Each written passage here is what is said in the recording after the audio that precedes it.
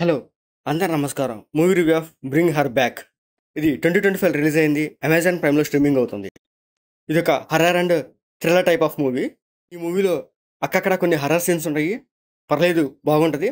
And ఈ మూవీలో blood scenes చాలా ఎక్కువ ఉంటాయి. సో, ఇలాంటి టైప్ ఆఫ్ బ్లడ్ సీన్స్ మీకు నచ్చేటట్లయితే ఈ మూవీ చూడొచ్చు. అండ్ ఇంకా ఏదైనా ఎక్స్‌పెక్ట్ చేస్తే ఈ మూవీ డిసప్పాయింట్ అవుద్ది. సో, మీకు హర్రర్ అండ్ బ్లడ్ సీన్స్ బాగా ఎక్కువగా ఉంటాయి. అవి మీకు ఇష్టం లేకపోతే ఈ మూవీ అవాయిడ్ చేయండి, చూడొద్దు. అండ్ మీకు హర్రర్ అండ్ కొంచెం బ్లడ్ సీన్స్ బాగా ఇష్టపడేటట్లయితే ఈ మూవీ మీకు బాగా నచ్చుతుంది. ఈ మూవీ రన్ టైమ్ వచ్చేసరికి 1 అవర్ 40 మినిట్స్ ఉంటుంది.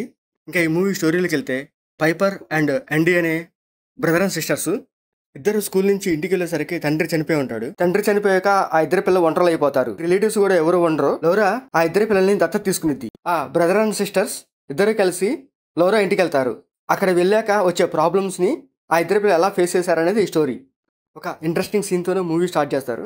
తర్వాత వెళ్ళే కొందికి మూవీ సీన్స్ కొన్ని సీన్స్ చాలా అంటే చాలా భయంకరంగా బ్లడ్ సీన్స్ ఎక్కువ ఉంటాయి అన్నమాట ఈ మూవీలో. ఆ ఇద్దరి పిల్లలు దత్తత తీసుకున్న ఆమెకి ఒక సొంత కొడుకు ఉంటాడు. ఆ కొడుకు కొంచెం మెంటల్ కండిషన్ బాగోదన్నమాట. తను వేరేలాగా బిహేవ్ చేస్తూ ఉంటాడు. తన సీన్స్ ఈ మూవీలో హైలైట్ అని చెప్పొచ్చు. ఆ బ్రదర్ అండ్ సిస్టర్స్కి ఆ ఇల్లు కొత్తగా ఉంటుంది.